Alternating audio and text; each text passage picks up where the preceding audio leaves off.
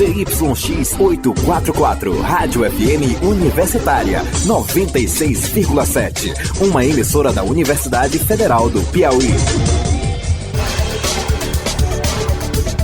Começa agora Sintonia Jurídica, o seu encontro semanal com o direito e os desafios de quem trabalha pela justiça no Brasil. No ar, Sintonia Jurídica. Olá, muito boa noite para você que está nos ouvindo aqui na Rádio Universitária. Eu sou Samuel Nascimento, coordenador do curso de Direito, e apresento para você agora o Sintonia Jurídica. Hoje nós vamos tratar sobre um tema atual que preocupa a todos do mundo jurídico. Quero que você tenha bastante atenção ao nosso entrevistado de hoje, que é o professor Milton Gustavo, e nós vamos conversar agora sobre o impeachment, que foi aprovado na última semana e que tantas consequências traz para a nossa vida na democracia brasileira. Então eu espero que você acompanhe agora comigo a entrevista especial da noite. Nós estamos recebendo aqui hoje, nos estúdios da Rádio Universitária, o professor Milton Gustavo Vasconcelos Barbosa. Ele é doutorando em Ciências Criminais, já é mestre em Ciências Criminais também pela PUC do Rio Grande do Sul. Professor Milton, eu estou lhe trazendo aqui para a gente conversar sobre um assunto muito delicado, sobre o momento histórico que o nosso país vive, que é esse processo de impeachment. Na sua visão como um professor de direito criminal, eu queria que você nos trouxesse embasamento, professor Milton, para compreender isso que se fala de que o impeachment é um processo jurídico político e o termo tão recorrente de crime de responsabilidade. Como é possível falar-se em crime quando se está falando de um ato político? E por aí você pode começar a nos ajudar a entender melhor o processo de impeachment. Nós somos uma democracia jovem que incorporamos valores democráticos de outras democracias. A maior parte das grandes democracias do mundo, elas passaram por um momento delicado, em algum momento da sua história. Esse momento delicado foi um momento de separação entre democracia e liberalismo político. Em que sentido? É que a democracia é uma doutrina referente à fonte do poder, ou seja, de onde o poder deve vir. E liberalismo político é a doutrina dos limites do Estado, qual deve ser a atuação, limite do Estado frente ao cidadão, frente aos direitos e frente à sociedade. Em algum momento se percebeu que a democracia não poderia ser ilimitada, ela não poderia ser uma ditadura das maiorias, pelo contrário, ela tinha que ter limites estritos. E foram experiências que levaram esses países a viver isso. E nós não amadurecemos nisso. Nós temos uma visão de democracia em que, em geral, se fala sempre em salvar a maioria de si própria. Então, quando a gente toca em temas polêmicos como porte de armas, aborto, enfim, impeachment mesmo, quer dizer, uma série de temas, sempre há determinados grupos que se colocam em uma posição supostamente minoritária, mais iluminada, que quer salvar o resto da população de um desastre. Se eles estão certos ou não, eu não sei. Mas a nossa democracia ainda precisa viver experiências que mostrem qual é o valor da maioria dentro dessas instituições. Então, me parece que esse é um primeiro momento de encruzilhada nesse sentido. E respondendo sua pergunta, o crime de responsabilidade, na realidade, ele não é um crime, propriamente dito, ele é uma sanção política. Então, ele não é uma sanção penal. É por isso que há sempre uma confusão entre as duas esferas. São esferas separadas, são esferas distintas. E, de fato, trata-se de um julgamento político. Por que julgamento político? Porque o artigo... Deixa eu olhar aqui minha pesca aqui. O artigo 68 da Lei 1079, que é a lei de responsabilidade do Presidente da República, de crimes de responsabilidade, ele diz que será indagado aos senadores se sim ou não. Ou seja, a mesma pergunta que é feita ao jurado no júri, culpado ou inocente, vai ser feita. Ou seja, não há necessidade de fundamentação na decisão. Há necessidade de fundamentação no recebimento, fundamentação na pronúncia, até o termo é o mesmo do júri, a pronúncia da presidente, mas não há necessidade da fundamentação do voto. Então ele é muito mais parecido com o rito do júri do que com o rito de um crime comum no processo ordinário. Apesar do presidente do Supremo Tribunal Federal, em um momento ou outro, está trazendo o Código de Processo Penal também para iluminar a condução desse processo, né? Ele é aplicado subsidiariamente, né? Mas o fato de não necessitar de fundamentação mostra o caráter bem político desse processo. Quer dizer, o senador, em tese, vai votar de acordo com sua consciência, né? E sem necessidade de explicar isso. Pelo menos é assim que a Lei 1079 prediz, né? E assim foi feito, por exemplo, no julgamento Fernando Collor, que foi o único que nós tivemos na história, né? Essa lei tem quase 70 anos, mas foi a primeira vez que ela foi experimentada na prática.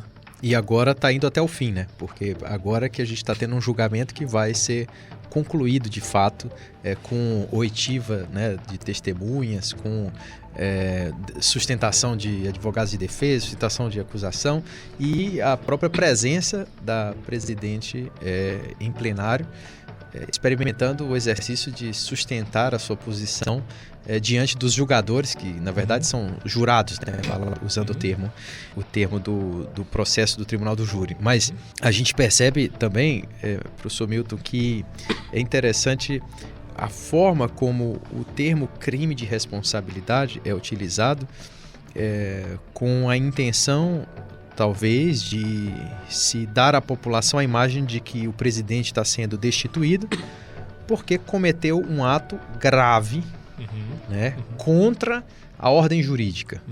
Um ato grave contra a ordem jurídica.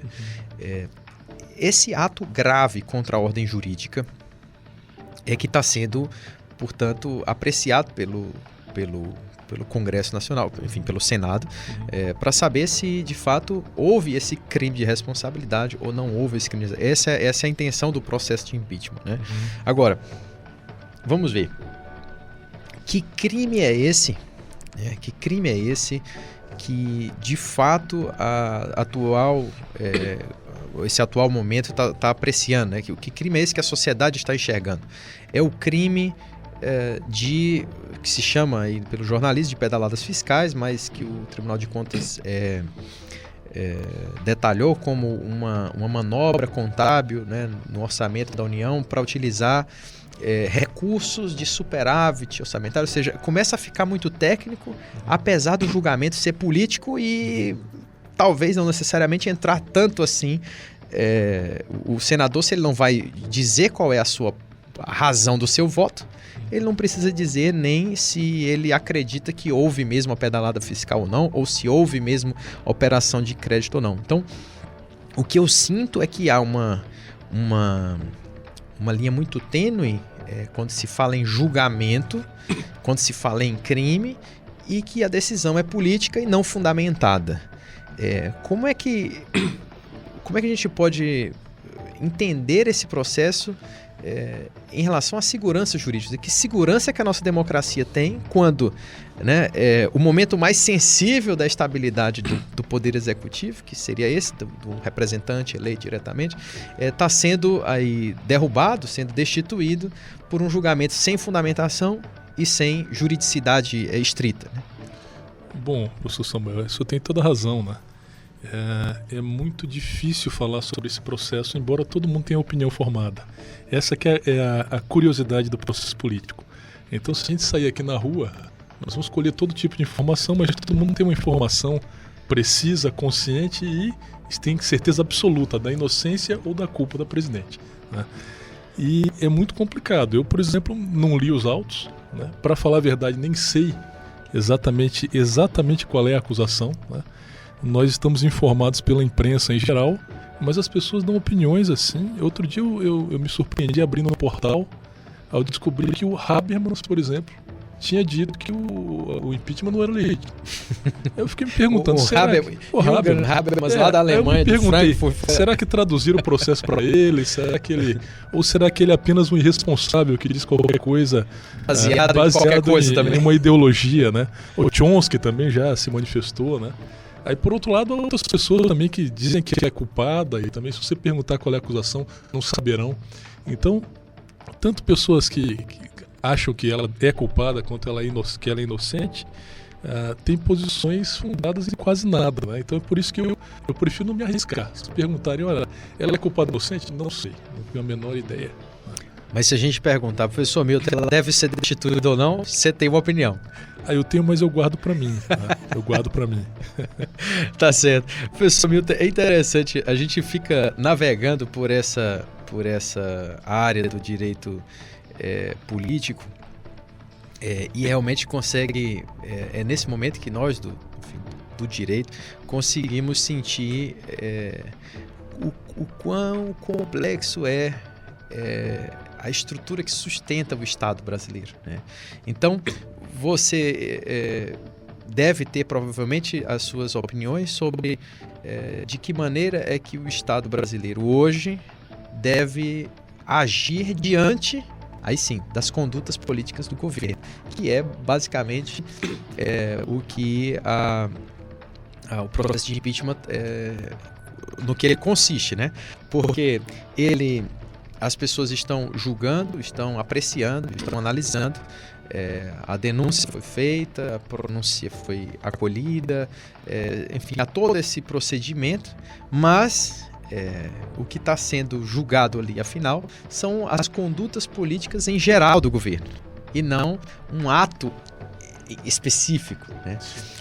Você consegue ver dentro dessa lei, da legislação, claro, que foi recepcionada pela Constituição e por isso deve ser interpretada à luz da Constituição, mas o crime de responsabilidade, ou essa lei de crime de responsabilidade, ela é de fato adequada para controlar o poder político do Estado?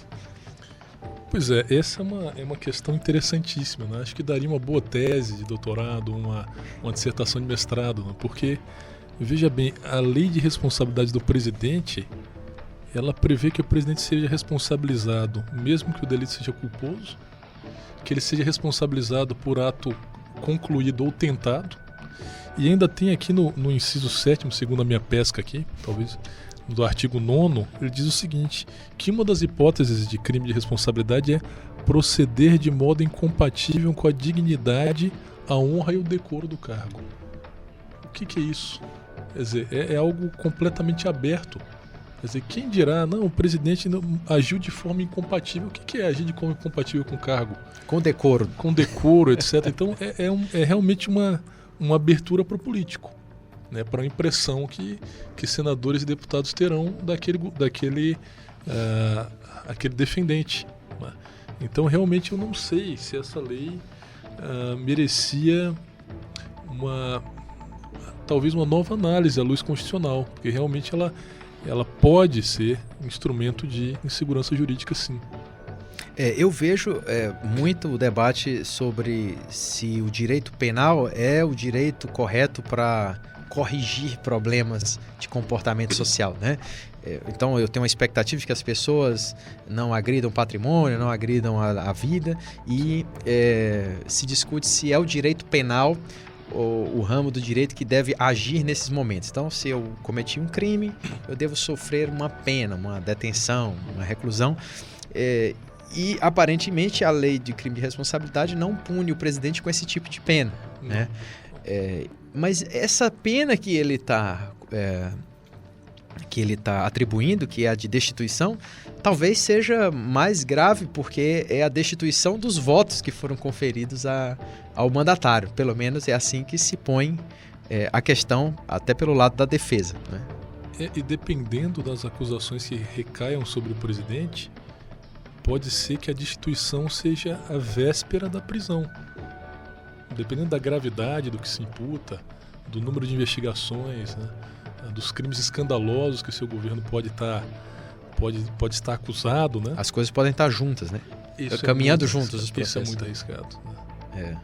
Eu vejo, professor Milton, que o momento que a gente vive é de fato de engrandecimento da democracia, porque a gente está conseguindo, no caso do Fernando Collor, a gente tinha poucos anos ali, né? A gente tinha um ano depois previsto na Constituição emendas revisionais, então a gente tinha uma estrutura constitucional ainda em formação, né? Hoje a gente tem quase 30 anos né, de Constituição, e a gente está vendo um processo ser levado ao fim, né? Ou seja, a gente fez um pleito eleitoral, foi constituído o mandato, se iniciou o exercício, se iniciou um processo, está se concluindo um processo. Então eu acredito que a nossa democracia ganha muito até em suscitar questionamentos como a Lei 1079 de 50, que se não fosse isso, não estaria chamando tanta atenção dos operadores, dos cientistas do direito. Como é que você vê o futuro da nossa democracia depois disso? Olha, eu não sou uma dessas pessoas que vê o futuro, né? Eu tenho visto muitas manifestações por aí dizendo a história vai julgar, a história vai dizer isso, a história vai dizer aquilo, como se as pessoas estivessem fora da história olhando pra gente, né? Pobres, primitivos, bárbaros, né? No bárbaro ano de 2016, né? Eu não tenho a menor ideia, na verdade, professor Samuel. Mas o que você espera? Bom, eu não sei o que esperar, mas uma coisa eu quero deixar claro, né? Que não devemos esperar tanto assim do Estado. Sim. Ou seja, se há maus governantes, se há maus parlamentares que votam por propina, ou votam por motivos mesquinhos, ou votam por misoginia, ou votam não sei porquê, isso é um reflexo bem nosso. Né? Quer dizer, nós como povo ainda temos muito a crescer, temos muito a evoluir, né? Temos que assumir nossas responsabilidades também. Então, tirar um presidente é algo traumático, de fato, né? Mas em poucos anos já estamos tirando o segundo. Quer dizer, quanto tempo demorará para tirar o terceiro? 4 anos, 6 anos, 8 anos? É verdade. Há uma retrospectiva que se faz dos últimos 30 anos que apenas o Luiz Inácio Lula da Silva, o Fernando Henrique Cardoso, depois já lá no início da República de 46, com Dutra, que conseguiram iniciar por voto, né, por eleição direta e concluir o mandato, quer dizer, sem sofrer um processo de impeachment, né, ou sem ser destituído, quer dizer. Então a gente tem aí uma história do século XX e do início do século XXI bastante conturbada na nossa democracia. Sim, né? E nós temos, assim, o brasileiro tem duas crenças muito engraçadas, né, que no Brasil se tornam antagônicas. Primeiro, o brasileiro acredita muito assim, que vai aparecer um grupo iluminado que vai salvar a nação. Uns acham que, não sei se são os intelectuais, outros acham que são os militares, né? É uma coisa bem engraçada, né? E isso aí acaba se cristalizando no chamado messianismo político. As pessoas acham a sociedade uma merda, mas vai aparecer um cara, ou 2, ou 10, que vão limpar tudo, resolver todos os problemas, né? Então isso, parece que esse modelo começa a sofrer rupturas, né? Quer dizer, isso é importante, porque a gente tem que começar a se enxergar enquanto organismo, né? E não enquanto um cavalo que está esperando um cavaleiro que vai montar a sociedade e progredir, né? Então está na hora do brasileiro enxergar também o seu papel. Agora, você me perguntou como é que eu vejo o futuro. Se há algo importante nisso tudo, eu acho que é um engajamento das pessoas jovens.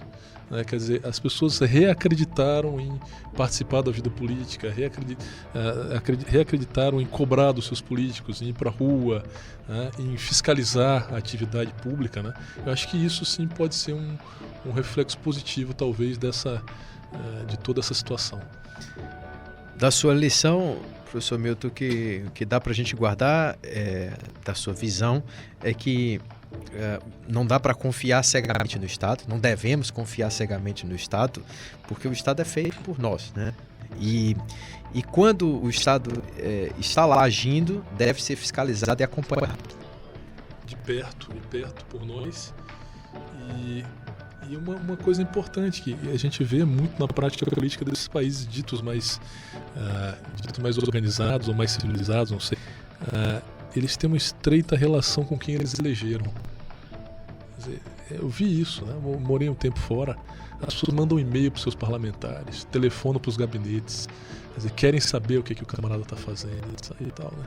Aqui não, aqui parece que o cara é um boneco de corda, né? Você dá a corda na eleição, o cara está eleito. Pronto. E fica 4 anos... É só esperar que vai dar tudo certo. E não é assim que funciona. Então, como dizia o Milton Friedman, né? Nós não temos que votar na pessoa certa. Nós temos que cobrar para que mesmo as pessoas erradas façam a coisa certa. Talvez seja essa Talvez seja esse um ganho que nós tenhamos tido em toda essa polêmica envolvendo o impeachment. Tá ótimo, professor Milton. Nós conversamos aqui no programa Sintonia Jurídica com o professor Milton Gustavo Vasconcelos Barbosa, que é doutorando e mestre em Ciências Criminais pela PUC do Rio Grande do Sul. Professor Milton, muito obrigado por ter participado aqui com a gente dessa conversa e a gente espera recebê-lo em breve para outras conversas e outros assuntos do direito criminal. Professor, foi uma honra e um prazer. Muito obrigado. Então essa foi a nossa entrevista da noite. Eu espero que você aproveite todo o nosso bate-papo aqui para refletir sobre a situação do nosso país. E agora vamos ficar com o quadro Questão Legal. Questão Legal. A pergunta do Questão Legal de hoje é: como que as vítimas de divulgação de vídeos na internet podem se defender? E quem responde pra gente é o professor de Direito Penal aqui da Universidade Federal do Piauí, Paulo Roberto Lima Fagundes. A princípio, a melhor forma de se evitar é a prevenção. Sem sombra de dúvida, é a prevenção. Isso se faz através de preservação da sua intimidade. As pessoas não devem divulgar de uma forma bastante aberta, qualquer conteúdo, qualquer material, vídeo ou não, que contenha suas intimidades. Não devemos admitir, dar essa possibilidade, que a nossa intimidade possa futuramente ser devassada por pessoas que a princípio nós confiamos. Ninguém sabe o futuro. Mas se infelizmente isso ocorreu, existem aí formas de proteção, mecanismos de defesa. Em primeiro lugar, temos aí o aspecto criminal. Então, o que deve fazer a vítima? Ela deve logo pensar: devo realmente partir para uma reação e buscar aí um auxílio no âmbito judicial, procurar realmente estabelecer aí uma relação em que se possa processar o autor desse tipo de crime ou não? Seria mais desastroso, mais danoso para o meu aspecto da minha intimidade, da minha honra, minha vida privada, do meu aspecto psicológico, dar mais publicidade a isso? Bom, a escolha é da vítima. Caso ela opte realmente por processar o autor desse tipo de crime, deve inicialmente ter cuidado em juntar as provas. Ou seja, pegar aquilo que está lá, o vídeo, ou se fosse aí algum conteúdo lá que tenha que tirar lá um print, enfim, ter essas provas aí e ter o cuidado também para não apagar de imediato esse conteúdo, para que possa realmente juntar essas provas. Uma vez que ela tenha conseguido juntar essas provas, e pode até pedir auxílio de outras pessoas que também receberam o mesmo conteúdo, para que possa corroborar aí o processo. Então deve ser feito, como qualquer outra situação, registro, um boletim de ocorrência na delegacia policial. Nesse caso aí, inclusive, aqui em Teresina, nós temos uma delegacia de crimes eletrônicos, especializada em repressão a crimes de alta tecnologia. Então deve ir à delegacia, faz o registro do BO e junta todas as provas possíveis. Feito isso, temos aí o desenrolar de uma ação penal relativamente a um crime, que pode ser especificamente aí um crime cibernético. E hoje nós temos aquela lei 12.737, 2012, fruto daquele caso que teve muita repercussão social da atriz Carolina Dickmann, daí essa lei levar o nome dela, que estabelece a tipificação em relação a crime cibernético. Mas para isso é necessário que seja comprovado que houve uma invasão no sistema, no mecanismo de segurança. Ou, na pior das hipóteses, em âmbito penal, pode ser também que, mesmo que a vítima tenha dado acesso, uma tipificação de crime contra a honra. Uma eventual injúria, difamação,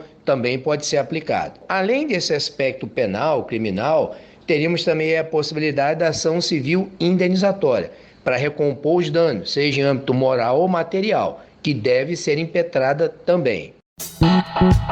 Coluna Direitos Humanos, com Andréia Marreiro. Você sabe quem foi Esperança Garcia? Esperança Garcia foi uma mulher negra, escravizada, mãe, que escreveu uma carta em 6 de setembro de 1770, denunciando as situações de violência pelas quais ela passava a uma alta autoridade, na época o governador da província do Piauí. Ela é um símbolo de resistência e entra para a história ao ousar lutar por seus direitos, de suas filhas, do marido e de suas companheiras, no contexto do Brasil escravocrata no século XVIII. mais de 100 anos antes do Estado brasileiro reconhecê-los formalmente. Escravizada na fazenda dos Algodões, hoje município de Nazaré do Piauí, Esperança Garcia possivelmente aprendeu a ler e escrever português com os padres jesuítas catequizadores. Após a expulsão dos jesuítas do Brasil pelo Marquês de Pombal e a passagem dessa fazenda para outros senhores de escravo, Esperança foi transferida para as terras do capitão Antônio Vieira de Couto. Longe do marido e dos filhos maiores, ela utilizou essa ferramenta do colonizador, a língua portuguesa escrita, para reivindicar uma vida com dignidade. A carta foi encontrada em 1979 pelo pesquisador e historiador baiano Luiz Motti no Arquivo Público do Piauí, quando ele escrevia sua dissertação de mestrado. Segundo Luiz Motti, trata-se do documento mais antigo de reivindicação de uma pessoa escravizada a uma autoridade. Possivelmente a primeira petição por direitos humanos no Piauí. Em reconhecimento da importância histórica desse documento, escrito por Esperança e também atendendo às reivindicações do movimento negro no Piauí, a data 6 de setembro foi oficializada o Dia Estadual da Consciência Negra em 1999. A narrativa de Esperança, ela é marcada pela dor, pela indignação, mas sobretudo pela coragem de resistir. Ela denuncia os maus tratos, o autoritarismo e requer o direito de viver livre de violência para si e para os outros. É uma singular expressão da luta por direitos humanos, que nasce das senzalas, das ruas, dos mais diversos lugares onde as sujeitas historicamente oprimidas se insurgem gritando por liberdade e igualdade. Portanto, conhecer, lembrar e compartilhar a voz ousada e corajosa de Esperança Garcia é um imperativo para a luta por igualdade racial no Brasil. É alimento para a força e coragem da resistência do povo brasileiro ao perigo de uma única história, que é a do colonizador. É peça fundamental para compor as memórias de luta e resistência do povo negro e construir caixas amplificadoras de vozes historicamente silenciadas por uma colonialidade que nos rouba o direito de ser quem somos. É esperança para a invenção do mundo onde possamos ser quem queremos ser. Por que será que nós não escutamos falar sobre Esperança Garcia? Porque, durante tanto tempo, Esperança Garcia foi uma voz silenciada. Essa é a provocação da coluna de Direitos Humanos hoje. Agenda Sintonia. Olá, muito boa noite. Vamos abrir a nossa agenda falando que no dia 10 de setembro será realizado o curso de extensão O Fenômeno e as Formas de Controle de Constitucionalidade das Leis. A ministrante é a advogada e professora Débora Gomes Galvão. As inscrições podem ser feitas até o dia 9 pelo site da ESA Piauí. Investimento de R$ 33,00 e carga horária de 8 horas aula. E a Procuradoria da Fazenda Nacional no Piauí, PFN Piauí, seleciona estagiários até o dia 12 de setembro. Os interessados devem estar cursando no mínimo o 5º período do curso de Direito. A jornada é de 20 horas semanais e as inscrições podem ser feitas no Centro de Recursos Humanos, que fica na Rua Anísio de Abreu, número 522, Centro-Sul. Para outras informações, acesse o edital disponível em pgfn.fazenda.gov.br. O Tribunal Regional do Trabalho da 22ª Região, TRT Piauí, informa que estão abertas as inscrições para o 6º Seminário Piauiense do Trabalho Seguro. O evento será realizado no dia 16 deste mês, no Complexo Administrativo do TRT, que fica na Rua João da Cruz Monteiro, número 1694, bairro Cristo Rei. O seminário terá certificação de 6 horas aula. As inscrições podem ser feitas exclusivamente pelo link disponível no site www.trt22.jus.br. E para fechar a nossa agenda, vamos falar que a Universidade Federal do Piauí, em convênio com o TRE Piauí, torna pública as inscrições para curso de pós-graduação em Direito Eleitoral. São disponibilizadas 50 vagas e as inscrições podem ser feitas até o dia 11 de outubro. Informações pelo número 2107-9802 ou 2107-9863. Segue o Sintonia com Samuel. Dica Siju. A dica de hoje é o filme Vida de David Gale. Datado de 2003, o filme conta a história real de um professor de filosofia de uma universidade do Texas. David Gale sempre se caracterizava como um indivíduo extremamente crítico, posicionando-se contra diversas questões, sem se preocupar com as consequências. Respeitado entre seus colegas e alunos, o professor alegava ser a pena de morte um ato ilícito e fora dos padrões dos direitos humanos. Segundo ele, este método abria margens a falhas, na qual nunca poderiam ser revisadas. pois tratava-se de destruição de vidas, literalmente. Eis que David Gale foi acusado de assassinato e estupro, e com isso foi execrado socialmente, excluído da comunidade universitária e condenado à pena de morte. Além de descobrir se David Gale é inocente ou culpado, você ainda vai acompanhar uma grande lição para o ordenamento jurídico. A pena de morte é realmente eficaz? O filme Vida de David Gale foi a nossa dica Sinjur, o direito em conexão com todos os meios de comunicação. Sintonia Jurídica. Então é isso, nosso ouvinte, nossa ouvinte aqui na Rádio Universitária, nós estamos chegando ao fim do programa. Eu quero agradecer a sua companhia aqui no 96,7 na Rádio Universitária. Lembrando que o nosso encontro é todas as terças-feiras às 18h30 e tem reprise todo domingo às 19 horas. Se você quiser rever os nossos quadros, você pode acessar a nossa fanpage no Facebook. Basta procurar por programa Sintonia Jurídica ou então acessar o nosso site www.sintoniajuridica.com.br. Um abraço e até o próximo Sintonia Jurídica. A apresentação foi de Samuel Nascimento, produção de Rosiana de Moraes, edição de Felipe Gold, trabalhos técnicos de Adriano Lima, supervisão de Lenita Carla, direção de programação de Ricardo Souza e direção-geral do professor doutor Paulo Fernando de Carvalho Lopes. FM Universitária 96,7, uma emissora da Universidade Federal do Piauí.